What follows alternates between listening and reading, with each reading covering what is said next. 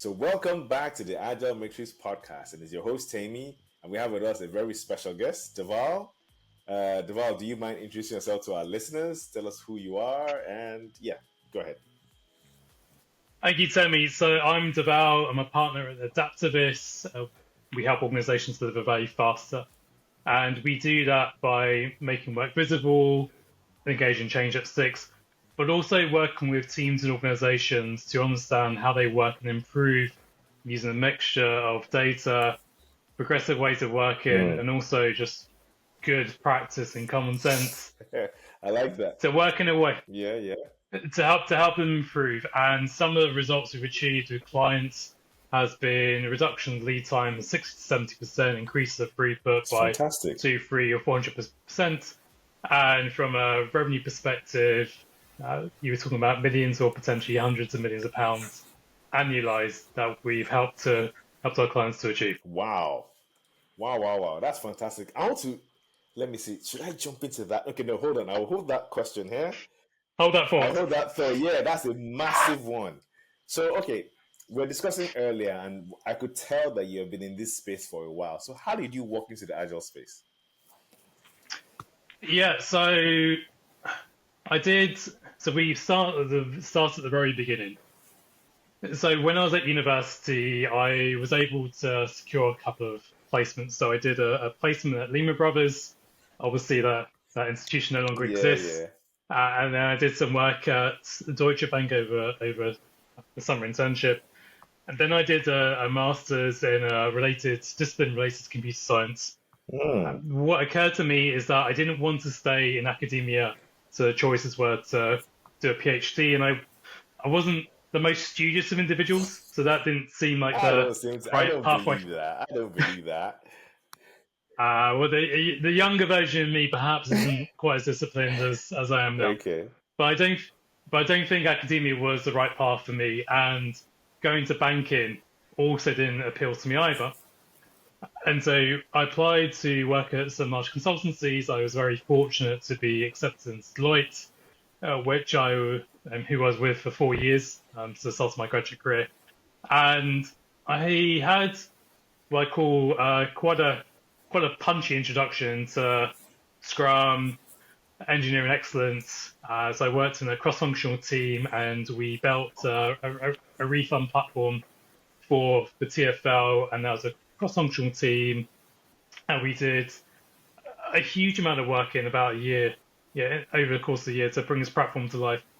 And I learned a lot of things around hard work, engineering excellence, continuous integration, continuous deployment, test-driven development, BDD, all the things. A formative part of my career. But the things that I didn't really understand at that time is because I was working long hours, and part of it is just because of the engagement I was on. Part of it is around a lot of client challenges. Is working at a pace which is 60, 70, sometimes 80 hours a week isn't sustainable. And we adopted Scrum, and we'd have these retrospectives, but it was an opportunity every 4 weeks to complain and nothing to change, for example. And when I left Deloitte in 2012, I was disenfranchised around Scrum in particular. I was disenfranchised around Agile. But I saw that there was this burgeoning movement, at least for me at the time, around what Agile was. And I was really curious to explore what that meant. And so in 2012, I was lucky to join an agency who was on site at a leading bank within the UK. And I was able to learn and be mentored by some incredibly experienced practitioners what it meant to be agile. And so my journey really started there. It was around technical excellence, it was around feedback, it was around collaboration. But it also taught me things like rigor, it taught me discipline. It also taught me that being dogmatic around certain things wasn't really the thing we were going after. I took that experience into other places of work, and I took on delivery roles, and then eventually I stepped into transformation roles. So first I was at McKinsey, then I went into the large-scale transformations at places such as Barclays and HSBC and other large institutions. And what occurred to me is that I showed up slightly differently to everyone else because whilst everyone else is focused around adopting Agile, I always asked what this was in service of. So what are we trying to achieve for the business? What impact does this have? What does this mean for customers?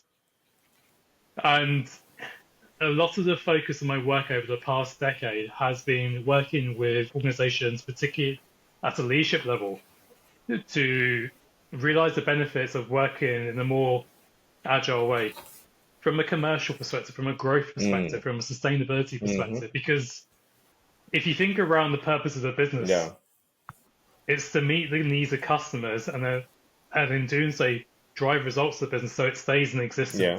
And it does that through the vehicle and products and services it takes to market.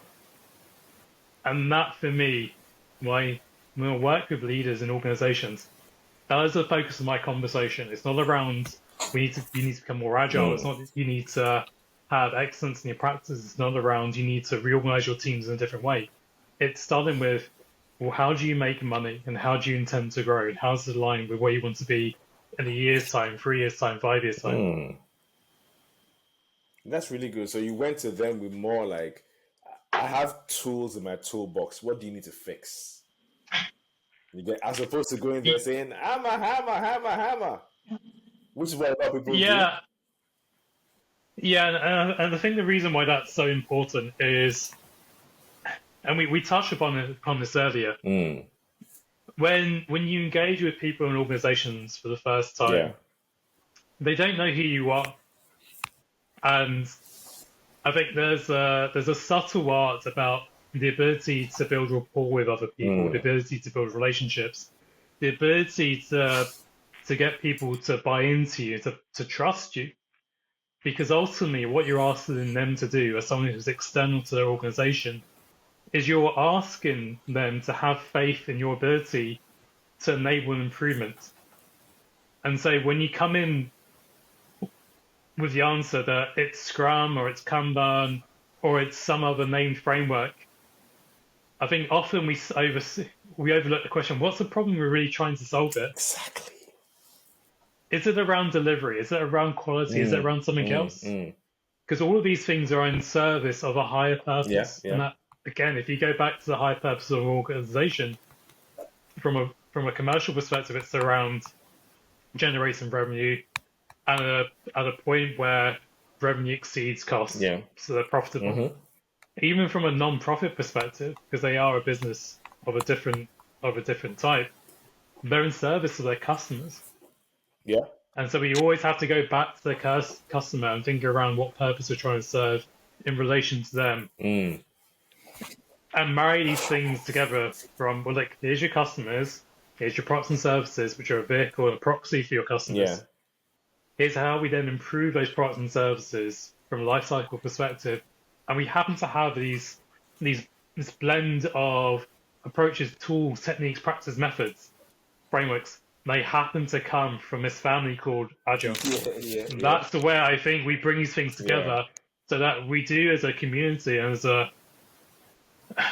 a set of individuals, go in and actually help organizations. Because if you can't do that, then yes, you will come in with a hammer and you will start to break stuff. And that's actually to the detriment of organizations. Yeah.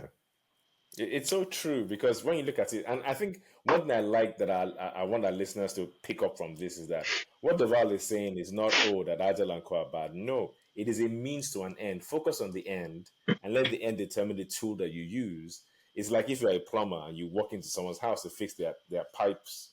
You don't just go there saying this is the thing. No, you look at the problem. Is the pipe broken? Is it leaking?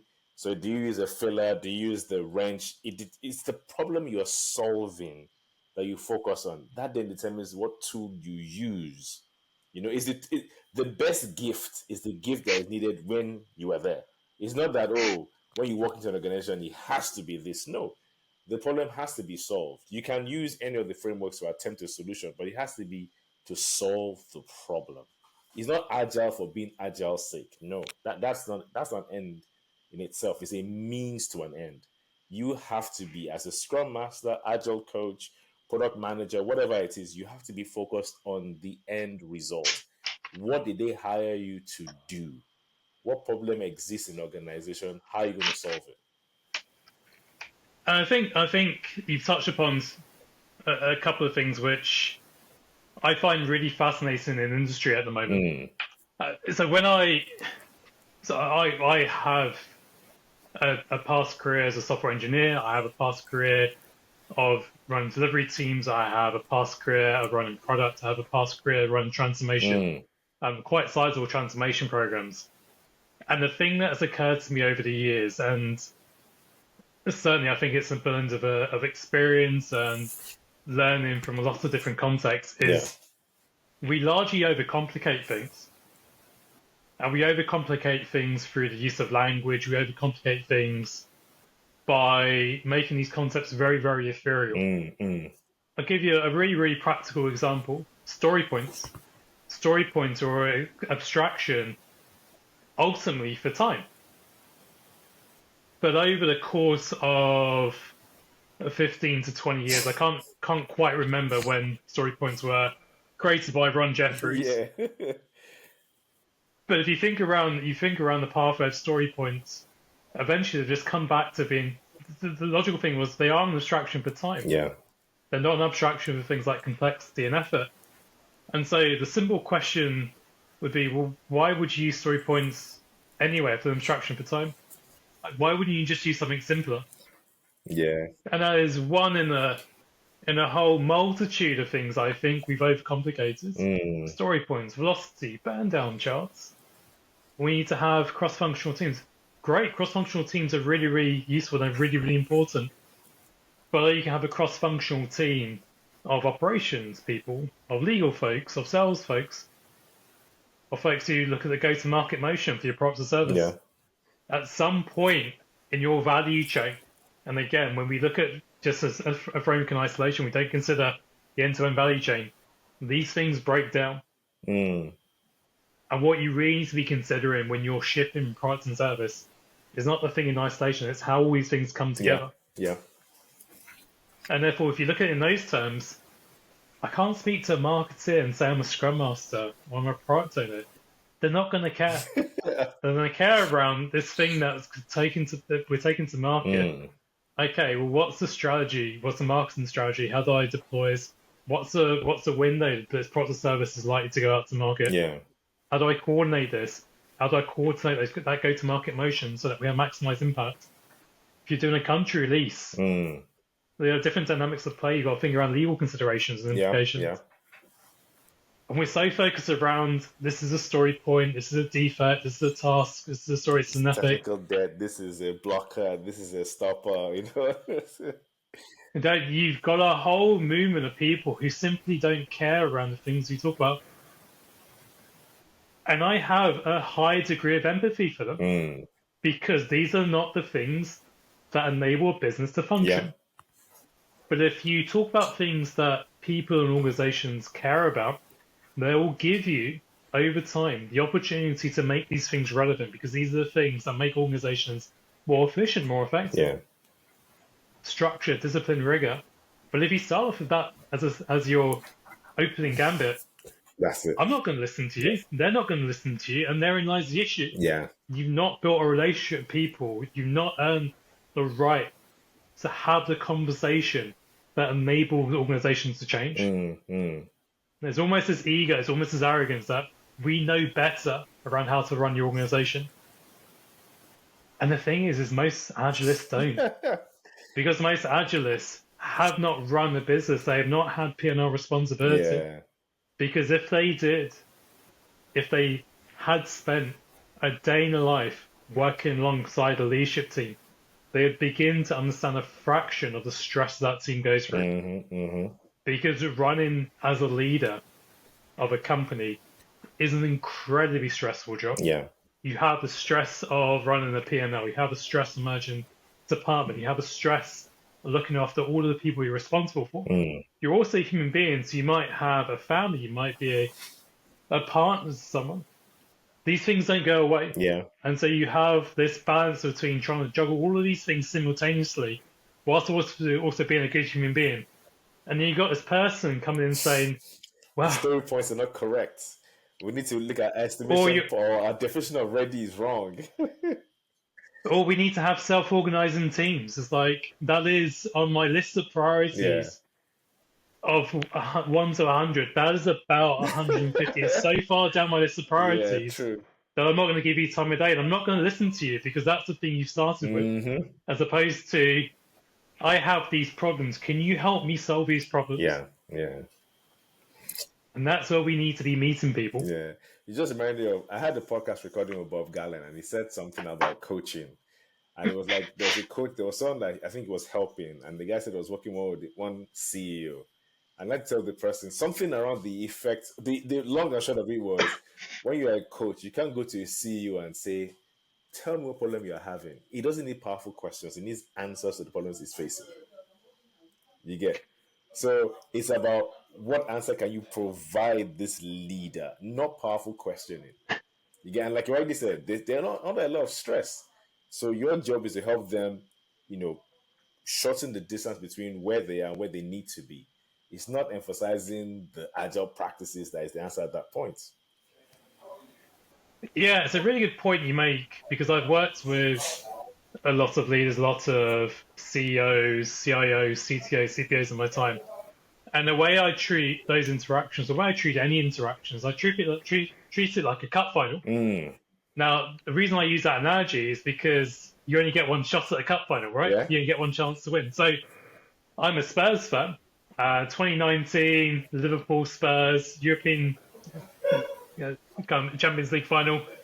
That was a one shot to glory, and we got battered, right? Yeah, But yeah. if you think around, that might be the only interaction you have with another person, and that's your potentially your only chance to establish credibility. It really focuses your mind around the things you're going to say to that person, because it's sure as hell not going to be around story points. It's not going to be No. around Scrum. It's not going to be about Agile. It's going to be around what is it you're trying to achieve, Mm. and how can I help you in service of Yeah. that. And that's a very, very different conversation to have. Mm. And it changes the dynamic of that Yeah. relationship because what you're doing is you're speaking with authority and you're speaking with a place of understanding that the things that they care about are the things that you need to care about. Mm. Mm. If you can solve for those problems, then you've earned over time the right to have the conversation around the things that you think will make a difference. And then, only then may they start to listen because you've earned that credibility. Yeah. Yeah. But if you start from a different position, well, that is where you have the challenge. And I think that's where, and again, I mean this in the spirit of receiving this feedback and not taking it as an attack on one's identity. Yeah.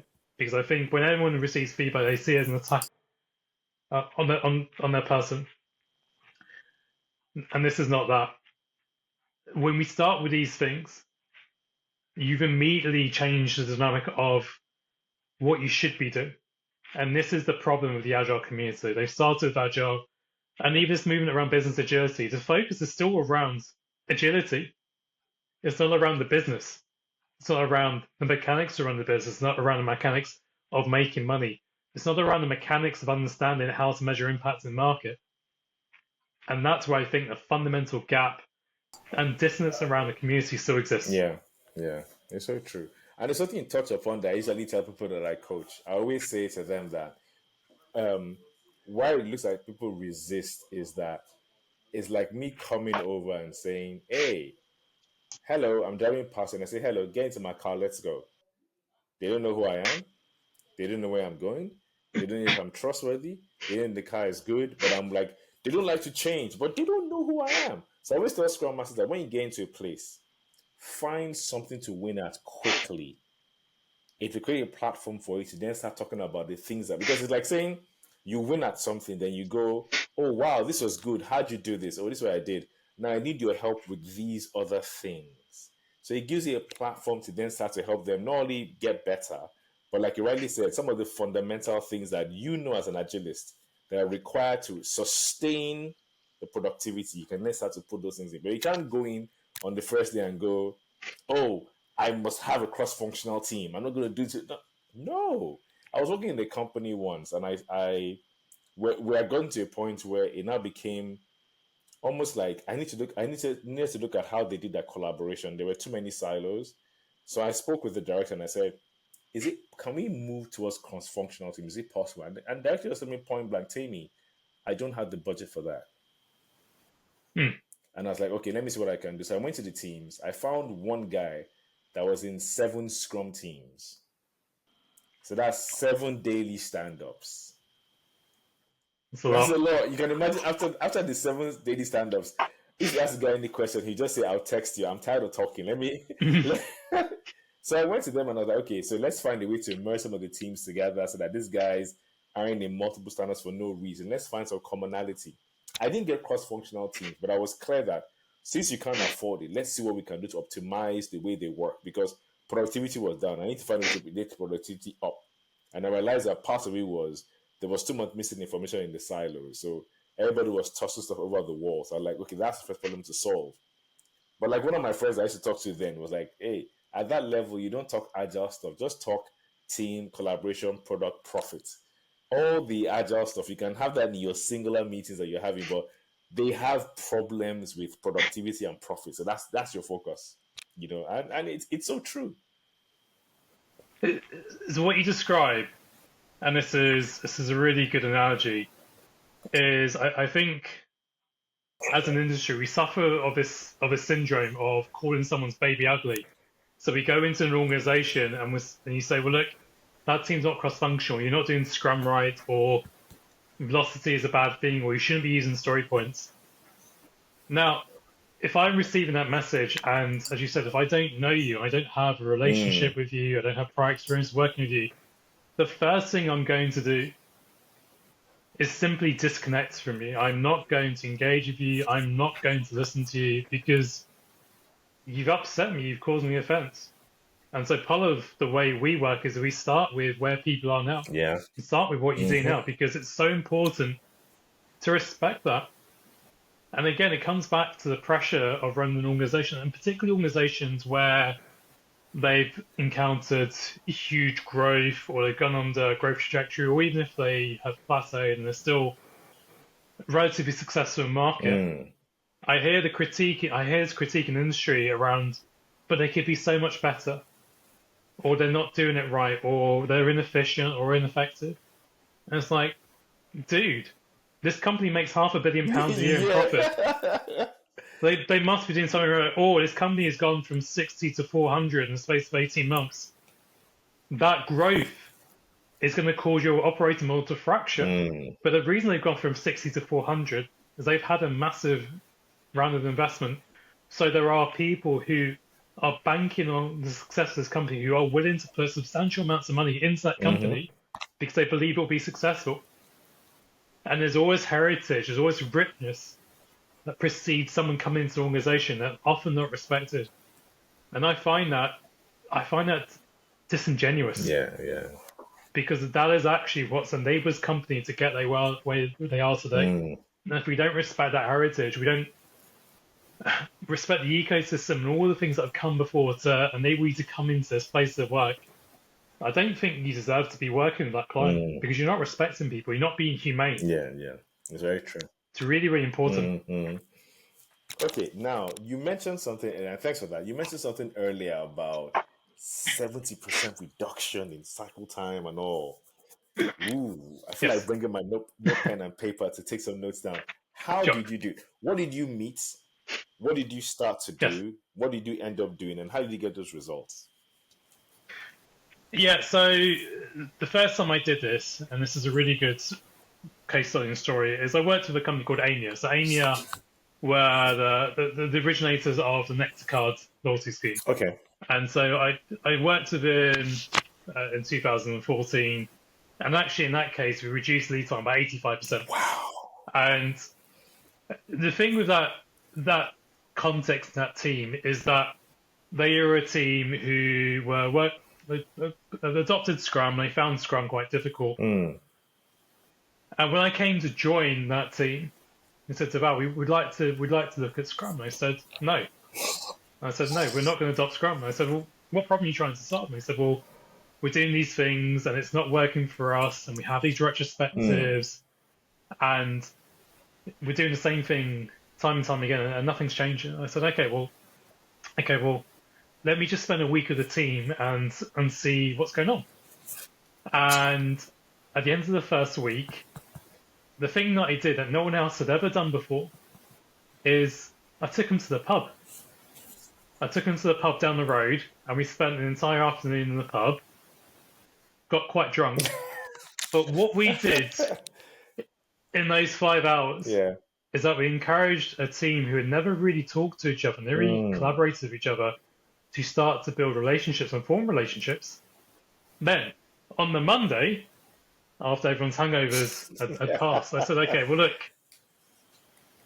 now you feel a bit more like a team. What would you like to do? And he said, well, we'd like to adopt a different way of working. I said, okay, well, let's actually map out how you actually work, because I don't believe the way your work is visualized and flowing through your system work is accurate.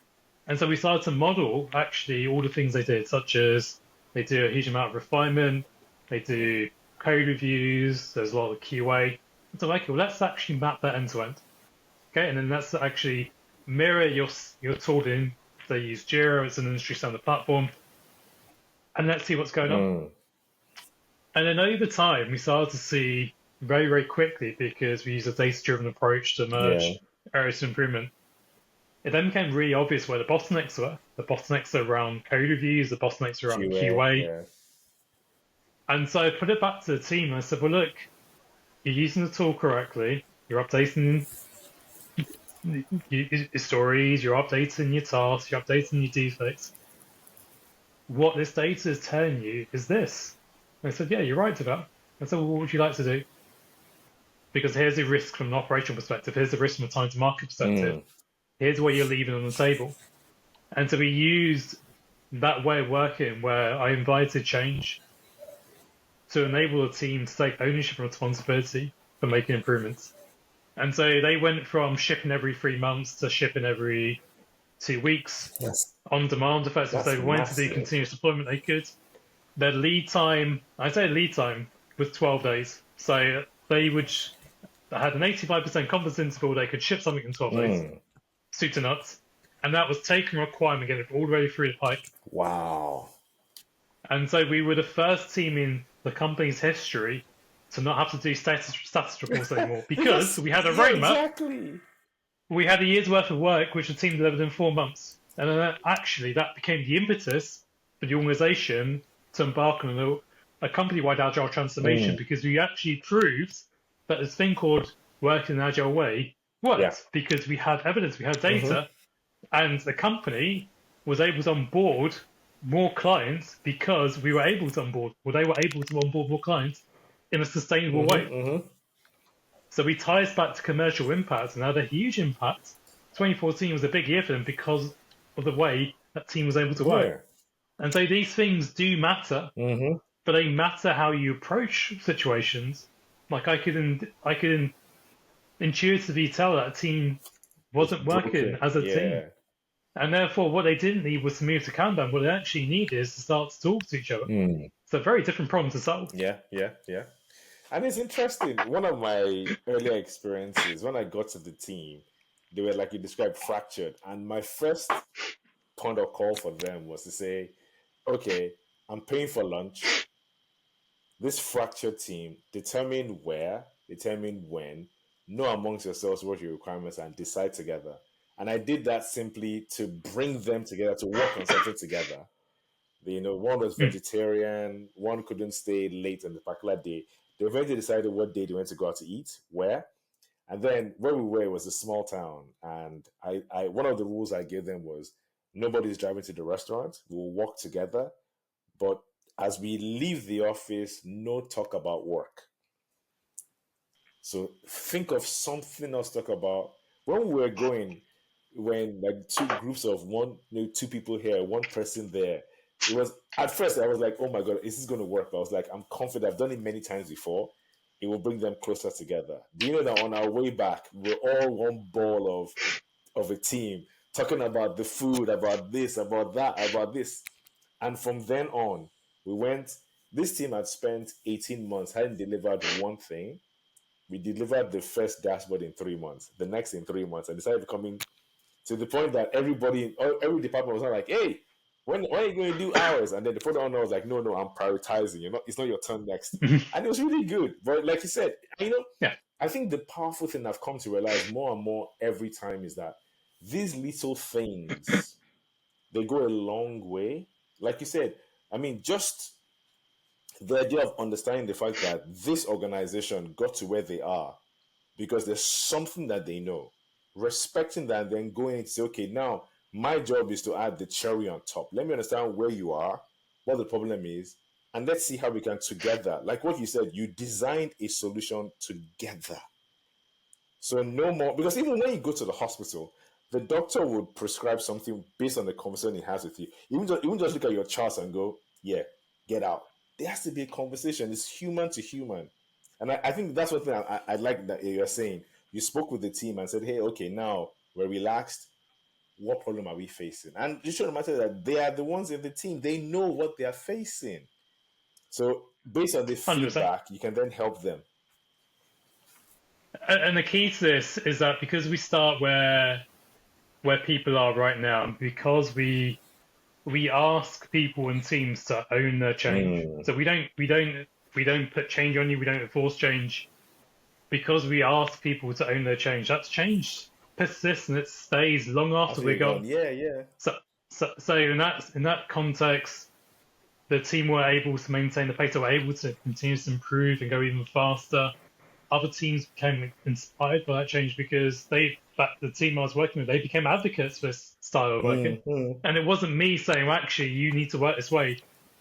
The team members were saying, well, actually, if we reduce work in progress, we're disciplined, and we use things like cluster service, and we have focus, then we can start to see the benefits. But if I started with my opening gambit around things like cluster service and queuing theory and buffer queues, they'd have looked at me and they'd be thinking, well, Dhaval speaking another language. And I would have been, right? Yeah. Because these are things which are very, very alien concepts. Yeah. Things like scatter plot graphs and cumulative flow diagrams. Sure, there's a time and place for that. But not at that time. But if I started... Yeah. No, and the thing is less so with what I do now, but what my team does, they go into clients and they achieve results time and again.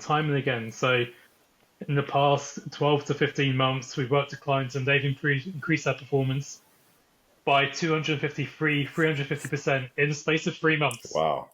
And so there is something in this, clearly, which works. Yeah. This approach where we meet people where they are now, we're humane, we're decent human beings, we ask people to visualize what's going on, the source of dissatisfaction, where demand comes from, how they're actually working in, make the invisible visible. So by actually servicing, well, this is how we work, and this is actually how work flows for your system.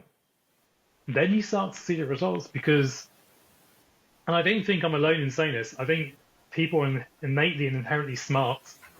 I mean, look at where we're sitting right now. I'm sitting in a house, in my office, talking to you over half a gigabit of fiber broadband. I mean, your fiber broadband might not be working quite as well as mine, right? Yeah. But a couple of 1,000 years ago, we didn't have this. 10,000 years ago, we're in caves. Yeah. And so we are innately smart. And it's about unlocking the potential of the individuals and unlocking the potential of people and teams and organizations. If you look at it through that lens, and then look at it through the lens of, well, this is all in service of something else, which is actually the customer who transacts with us, of our products and services, then you start to have a better quality of conversation around the right problems to solve. I think that's really, really important. Yeah, very true. So I have a couple of questions. So one question is this. So you've been at this for a while. You have your battle scars, your victory flags, and all that. If you could go back 20 years to meet Dhaval, if you could go in the time machine, in the DeLorean with Prof, go into the time machine, meet yourself 20 years ago, know what you know now, what would you tell yourself? It's a really great question. Let me think about that for a moment.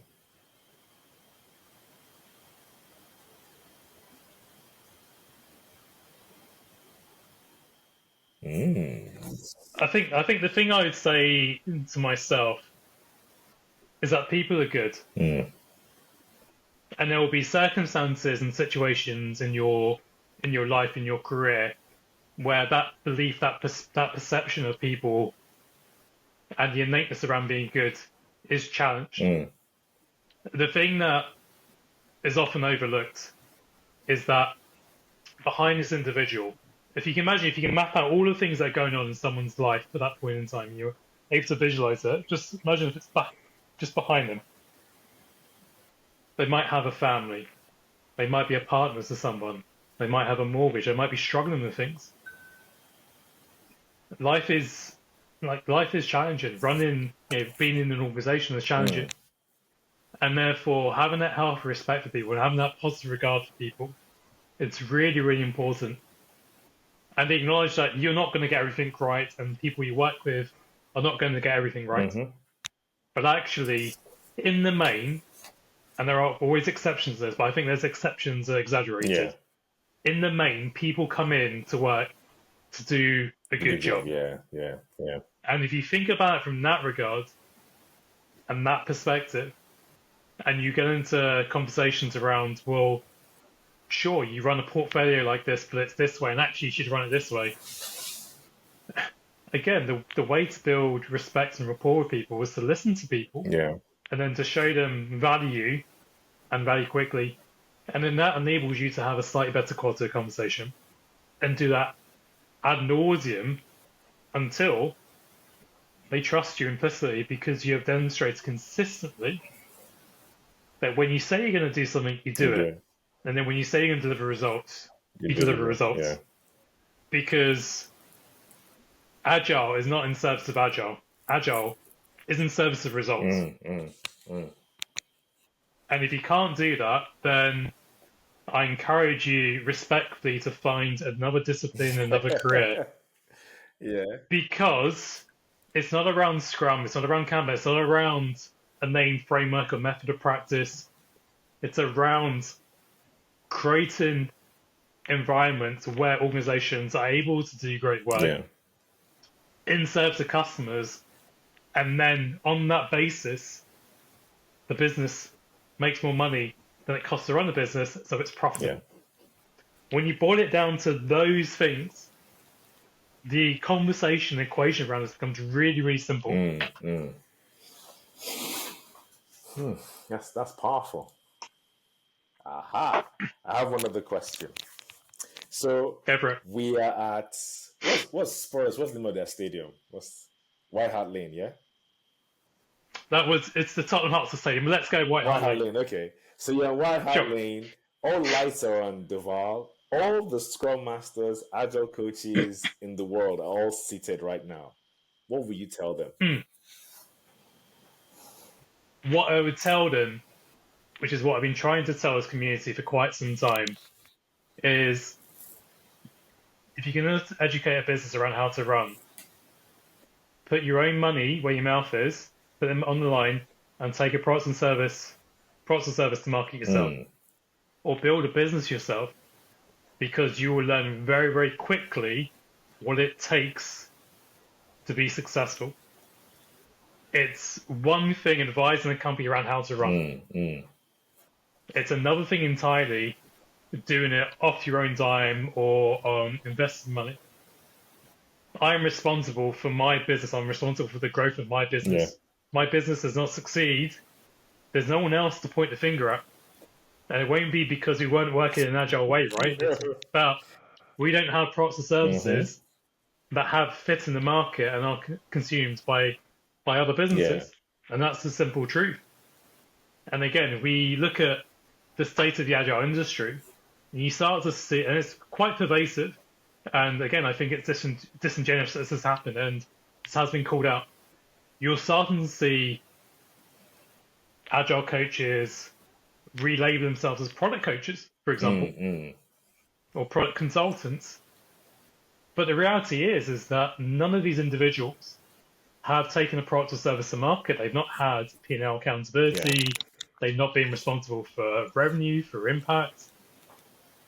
So who are you to then advise a company around how to how to adopt product, how to run products? Do you understand how to scan the market? Do you understand what's the difference between generative and quantitative research? Do you understand mixed methods? Do you understand what metrics you need to measure in market and how to instrument a business to give you the signals which tell you being successful? Do you understand how to manage an operational cost base? Yeah. Do you understand operations, sales, marketing? Because that is reality around things like product. Product is one of the most difficult disciplines within an organizational context right now. It's one of the reasons that product managers have, I don't know the exact figures, but it's well documented now that they have high rates of burnout because it's a stressful discipline. Yeah. It's very, very stressful. And then if you think around, you've got these agile coaches coming in, or these business agility experts coming in and saying, but you're not doing this right, or we need to be doing it differently, or we need product owners, or we need product managers to run differently. You can imagine what the response is. You can imagine what the reaction is to things like, well, we need to adopt Scrum, or we need to adopt retrospectives. That's not the thing that's going to solve my challenges right now. Yeah. That's not going to align stakeholders across the value chain. It's not going to fix my issues around funding and business cases. And irrespective of whether you think these things are good things or bad things, whether you think, for example, that projects are bad things, because that's another thing which is often critiqued, and I get that. I get that persistent funding is a good vehicle, but some organizations don't do persistent funding. There's no point throwing shade around that. That's not going to help anyone. And it's these little battles that I see day in, day out, manifest across organizations. Those are not the things that you want to have battles around. Those are not the hills you want to die on. Because again, if you think around what we're trying to achieve, it's around moving organizations forward, but we have to produce results. And if you can't produce results, if you can't produce commercial impact, then it might be time to look for something else. Very true, very true. And I think one other question that I like to ask that usually should get you some head scratching. So Dhaval, sure. On the Agile Matrix podcast, what question should I have asked you?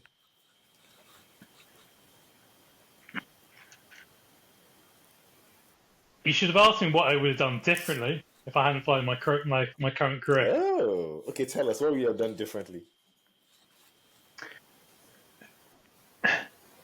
So throughout my career, I'm not really sure where this comes from, but throughout my career, I've always wanted to help people. Yeah.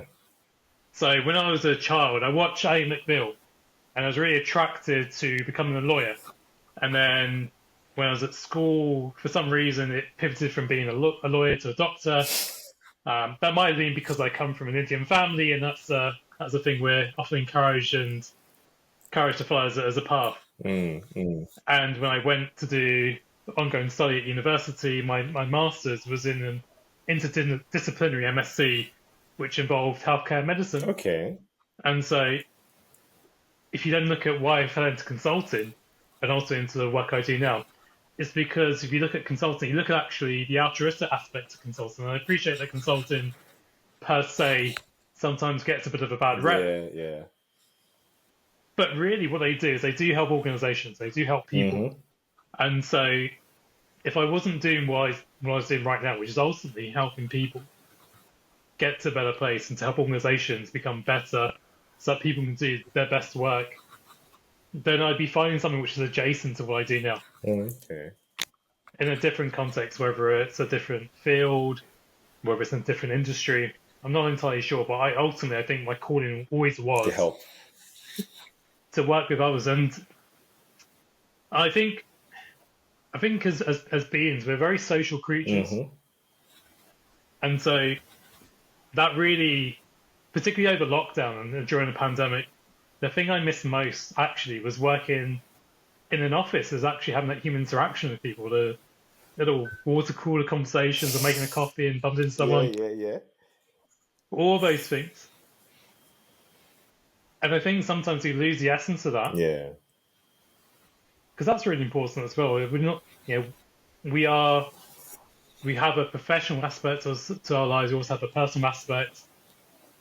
I try not to blur those. I think, again, when I talk about things like simplicity, I don't have a facade at work. So who I am is who I am, and you'll learn very quickly that I am a respectful person. I will treat you humbly, but I'll also tell you what you need to know, I'll tell you what you need to hear, not what you want to hear. And it's not because I'm critiquing you, but if you're asking me, particularly as a leader, where the challenges are, and you've asked me for that feedback, and you've given me permission to operate on that basis, and then you will get my honest assessment based on having done this for close to 20 years and all the experience and all the stories I have that come with it. And it comes from a place of compassion, because ultimately, if I can help you and your organization operate in the best way, then I've delivered my mandate. I've just also happened to have helped you grow your business at the same time, which is just as important. So these things don't have to, it doesn't have to be you have to do one thing to detriment to something else. Conversation I had earlier this week around speed. You don't have to compromise speed. If you go after speed, you don't have to compromise these things. And actually, the best organizations do all of these things really well. They have excellence around technical practices. They bake in quality. They're fast. They have focus. They're clearly aligned to strategy. They have a strategy. It's not one thing against the other. One thing is because it's almost as if, and again, I'm not really sure where this has come from, but particularly within the agile industry, it's a case of, well, if you go after speed, then adaptability drops, as if it's a zero-sum game. And it's a case of, well, no one ever said that. No one ever said that was a choice that you had to make. That was a choice that the industry, for whatever reason, and I'm very comfortable standing behind this narrative, for whatever reason, the industry chose to make this a false dichotomy. And even with business agility, where there's been, I think, an attempt to repair that narrative, I think there's still a gap around that. And again, if you just just remove the words business agility, because I don't think necessarily that's what organizations need. What organizations need really is growth. It's growth. It's building the right products and services. And again, if you start to talk about things in very, very simple terms, the whole dynamic of the conversation changes, which means I can talk to anyone within an organization because I'm talking around the things that they care about. Not about business agility, not about agile, not about Kanban, not about any other thing. And I think that's really, really important to remember, because you need to mirror the language, the context you're operating in. And I've got a really good example of that. I worked in one of my clients was a mental health care charity. And they had I can't give too many details because this is still under NDA from a number of years ago. But they were working with patients who were unwell and needed support from a day-to-day perspective. And one of the things I did is that I went into these buildings, and these were medium secure units. So you had to have a tag attached to you, because if you were attacked, you need to basically be able to pull that alarm so someone could come to your assistance. So this is real stuff, right? This is real stuff. The thing that made a difference in my engagement compared to anyone else who'd been there previously is I'd actually gone and made the effort to go in and understand how people worked in that context. I went in and understood how clinicians worked in relation to their patients. I engage with clinicians, I engage with doctors. Now, if you work with a clinician in an environment which is incredibly stressful, where you have patients who need to be put into isolation, who need to be secluded, the thing they're not going to care about is the word agile. That's all. The thing they're not going to care about is the name framework. The thing they're going to care about is, Dhaval, my life is incredibly difficult. The care of my patients has been compromised. What can you do to help me improve on that and improve the work of what we do? Because that's a real problem to be solved. It's so true. It's so true.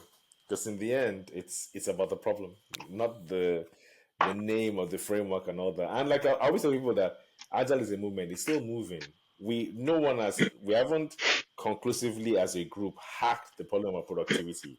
So every practitioner has to find their way to make their clients, their organizations more profitable, more productive. Everyone has to find their way. They're just tools. It's like that tool belt.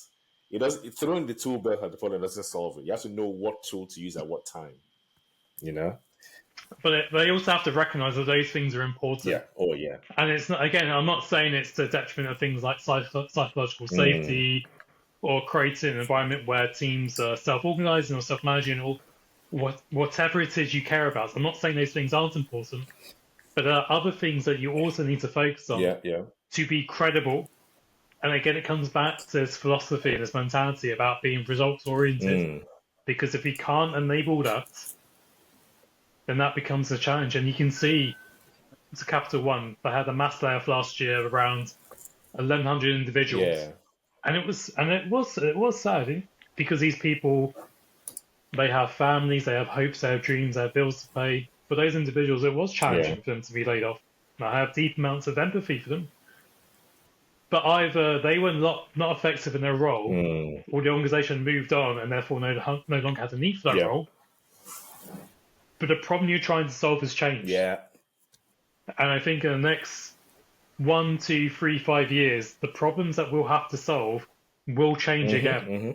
AI is not a thing, for example, you can ignore. It will increase productivity if applied appropriately and correctly in the right circumstances and use cases. So we cannot simply say that it's not going to make an impact, because it already is. It already is. We cannot say that things like productivity aren't important, because the leaders that I work with care deeply around productivity. We cannot say that things like speed isn't important, because again, it is important for organizations, it's important for leaders. Like, this is an example of speed. I applied for this 6 days. 6 working days ago. So I applied last week. Half the time of that 6 days was spent in transit. Yeah, I saw your post, And so this is a service produced by HMPO, I can't remember the exact acronym. And they created a service which is fit for purpose. And the thing I care about is I spent £90 on this, and I got it in 6 days. So I'm happy, because it means I can go on holiday in a couple of weeks. Yeah. But the thing is that if they couldn't create a service that was responsive, that had great CX, that gave me updates every step of the way, it told me what to do. I got a text message saying I need to sign the passport, otherwise it's invalid. And I didn't have a service. And obviously, the British government is a monopoly, because there's only one institution in the UK who can produce these things, right? But in a commercial context, if we're not able to satisfy the needs of your customers, they're gonna vote with their feet and they're gonna go elsewhere. Yeah. Virgin Media, are you hearing that? Virgin Media, sorry folks, you need to do better. Yeah. But that's a commercial reality. If you think around things like product market fit, companies can obtain that and lose that very, very quickly, because a market can shift very quickly. If you look at what happened during the pandemic, the world changed overnight, and the ones who did well were the organizations that were able to respond quickly and refocus, reorient, and go after the things which are able to continue to generate revenue. So these things really, really, really do matter. Yeah. And I emphasize in the spirit of openness and collaboration to have more of a conversation around this, because you're able to have a conversation around this and maybe detach yourself from things that you don't particularly like talking about, things like velocity or throughput or speed, but acknowledge these are things which are materially important in the context of even outputs. Yeah. Because you know what? Outputs are sometimes fine. Yeah. If you're competing against Netflix and you're a video streaming provider, you're not going to talk about, well, how do I create an outcome which is better than Netflix? You're probably going to say, well, how do I have feature parity in Netflix? Guess what? You don't need to have a conversation around outcomes. You need to have a conversation around, how can I quickly get this thing to market? Yeah. If I'm a financial institution, I ask for Stripe integration because that's how they're going to transact with you. You give them Stripe integration. If it gives you 20 million a year in revenue, you do not have a conversation around, gee whiz, this is the thing that I need to talk about and compare against my strategy. No. So there is a time and a place for all these conversations around nuances around context. Nuances around context. That's the thing. So there is a time and place for all the things we talk around. That I can promise you, and that you're fully aware of. But, and you might be getting slightly bored of me saying this, if you don't talk about the things that organizations care about, you don't have an opportunity to be effective, and therefore, as an industry, we can continue to not be successful. Yeah. Thanks for that. I think finally, my question to you is, I mean, this has been an eye opener. When I saw your post, I knew, yes, this one I want to speak to. This one I want people to listen to. So finally, I know you are in an organization, Adaptavis, right? Adaptavis, yes. Adaptavis. You work with Matt. Matt, good guy. So tell our listeners, obviously, what do you do? If they want to reach out to you, how do you reach out to you, and all that? Yes, they can reach out to me on LinkedIn. They can reach out to me or Adaptavis via the website. As I said at the start of the recording, we help organizations deliver value faster.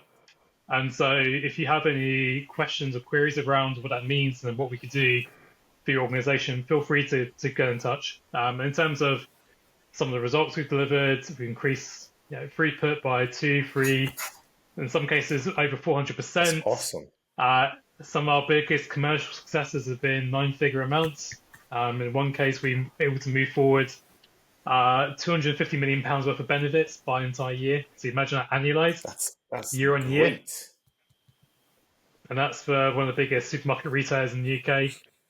So this isn't just theoretical stuff. This is real talk. Yeah. This is real talk. Okay. It works.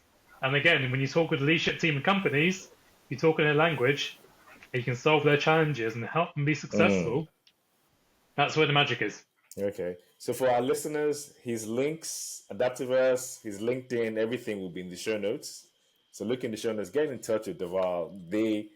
I know Matt, I've not met Dhaval. They're great guys. They actually, I mean, you can think of 400% increase in your throughput. Just think of that number. And it's not something that, what Dhaval is saying is not a thought experiment. It's what they've done. I know one thing about when someone has produced 400% increase in throughput. That is history. They're better now than when they did that. So the prospects are high. So if you're a CEO, a CTO, you're looking for someone who can help you increase your productivity, reach out to Dhaval. Yeah, I'll put the links in the show notes. So thank you very much. Appreciate that. No problem at all. One thing I like is people that do stuff. People should get to know them. Because in the end, when you look at it, everyone benefits, right? Everyone benefits. So thank you. It's been fantastic having you on the Agile Matrix podcast. I wish I could take you on for longer, but I'm like, I know it's late in the evening and all that, but thank you so very much for sharing your thoughts, your insights, your experience, and especially, from what you, even from before we started the recording, I could tell that this is on your heart big times. So thank you very much for sharing that with us on Agile Matrix podcast. I really, really, really appreciate it. Yeah. And thank you, Temi, for allowing me to share my story with the world. I appreciate you and appreciate the audience. Thank you very much. Thank you very much, everyone, for joining the Agile Matrix podcast today. We had an interesting episode with Dhaval. So thank you very much. Keep agile, keep delivering value. Cheers, everyone. Goodbye.